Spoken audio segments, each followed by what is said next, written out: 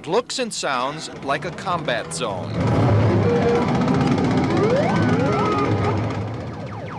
This is electronic violence, a chance for a person to shoot, bomb, and smash his way into a fantasy world of scary proportions.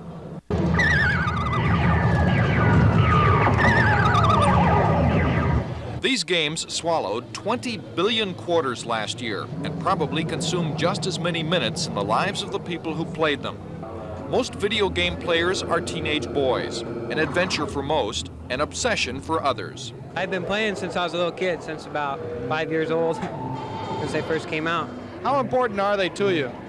I'm playing almost every day. It's starting to be an obsession, really.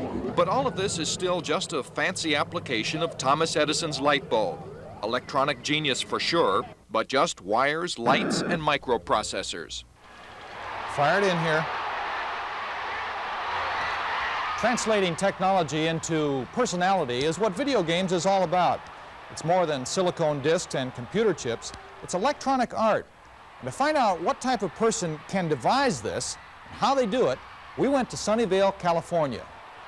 Better work on your fastball. Northern California is the home of Atari, the world's largest provider of video games. You might expect a company that makes Space Invaders to have buildings that look like castles, but it's all rather drab in appearance. 10,000 people work in 47 buildings scattered over several miles. Basically, we no longer are in a seasonal type business. The product manufacturing cycles are going at full bore. I would say for the past year and a half, we have been doubling and tripling our outputs just to keep up with the demands. There would be no production line without a product. Atari's engineers worked 2 years to create the computer circuitry needed before this maze can come to life as a game.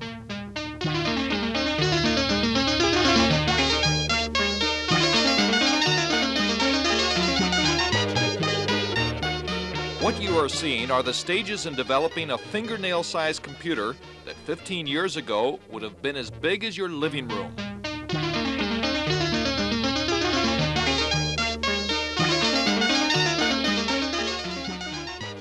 Once the computer circuitry is designed, it will come to life in the hands of people like Jerome Domerat. He's a graphics animator, and here he's working to improve a game called Breakout. See, on the current game, when the ball comes up and hits the brick, it just disappears. We're going to add an animation sequence in there and have the brick dissolve out. And this is to get a feel for the steps in the animation of dissolving that brick, how we want it to come out. Because there are 1,000 different ways, in a sense, that we could animate that brick disappearing. This is a strange blend of talents, the challenge of making art fit the limitations of technology. The main thing here was in trying to get the feel of the pitch and the wind up. There are certain things that occur body motion-wise we were trying to capture there. Once I get the sequence on paper, then I have to look at it and say, you know, well, ideally it could be 20 steps long and that would be a smooth motion, but within the hardware I have to make it 4 and then, you know, start chopping from there. Tomorrow, a closer look at the creative force behind these games and a sneak preview of the newest entry in the market set for debut this spring. John Culea, News 8, Sunnyvale, California.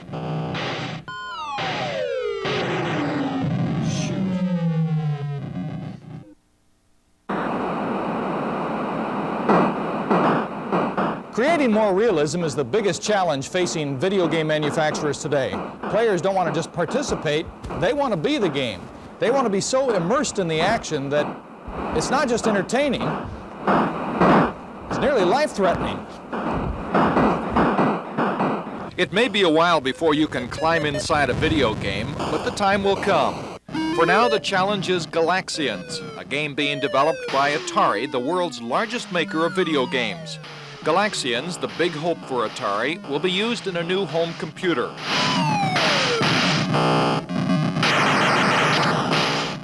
You won't see this until the spring, but while at Atari's plant, we were given a rare glimpse of programmer Joe Tung working out last-minute problems. There's a time when 3 ships peel off at once, and I was changing that so that they would peel off together for a certain selection of the game. But it's not working. One of them peels off and flies around, so had to fix that. Sometimes when those guys peel off, they're supposed to fly together. Like, see, right now they'll fly together, but the modification I made before caused these to split apart, and one does a random maneuver that wasn't supposed to do. A few minutes later, Tung finds the solution to his problem. See, they peel off together right now, you see. Oops. But before, they peeled off and then they flew around and then they... It wasn't doing exactly the right thing. Joe Tung is one of 18 programmers at Atari. Most are men, all are young, and work under the direction of former San Diegan George Kish. But working for him and being seen are two different things for a programmer. Are there any time clocks here at Atari? If there are, these guys have never seen one, don't know how to work one.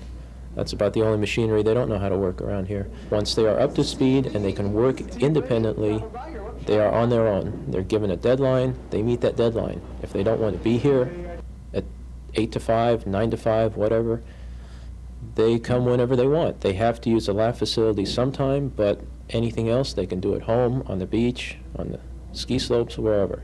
In another part of the building, while interviewing programmer Suki Lee, we suddenly heard the sound of a whip cracking. Going to create something.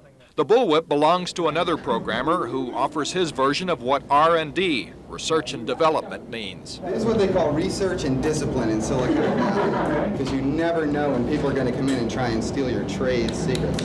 These are unusual people, creative but susceptible to burnout.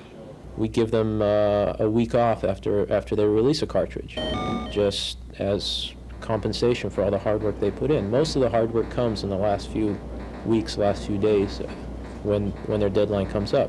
So they do get burned out. A programmer's salary here is about $35,000 a year, but royalties from successful games can triple that. And these are the people who determine that success. How much money will you bring on an average week? Probably 15 bucks. Around $2 each week. Twice a week. Come here and play after work. I work for Sunday or Federal. Very, play it every day, every day. About how much a week? 40. What do your parents think of it?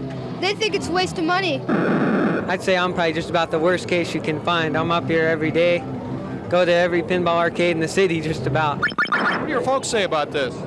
Oh, they don't say much because I get all A's in school. Tomorrow, our final report, including a ride in the world's only starfighter video game, and answers to what some say is the evil influence of video games. John Culea, News 8, Sunnyvale, California.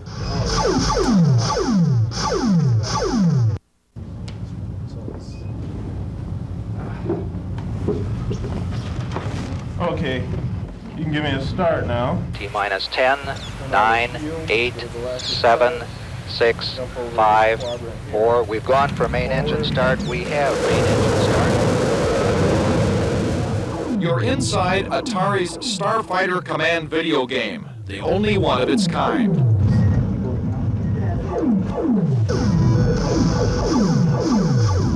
This was built for a recent show in Las Vegas. Sherman Kennedy is our engineer pilot.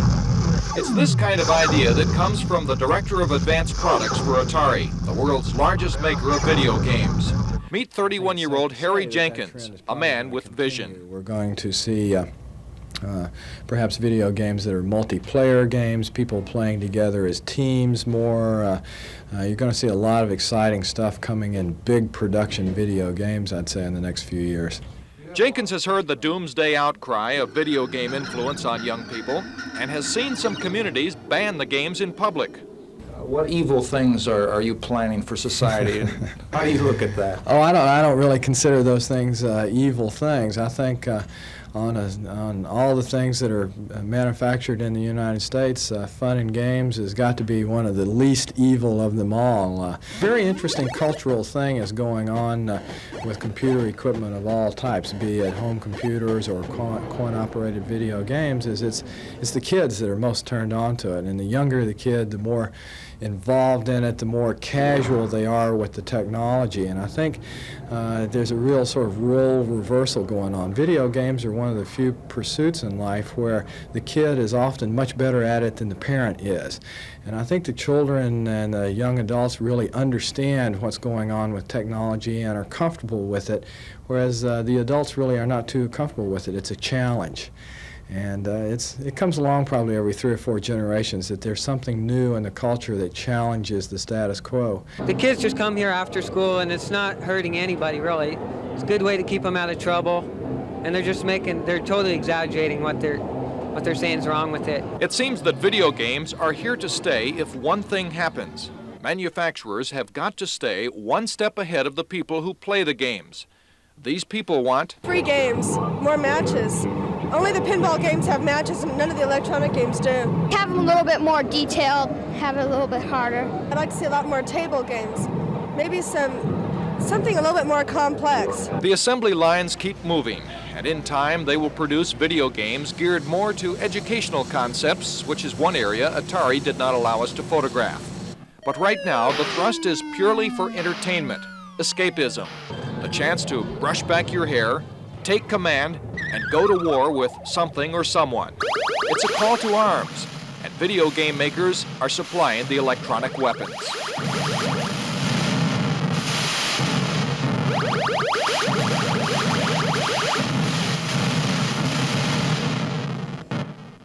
John Culea, News 8.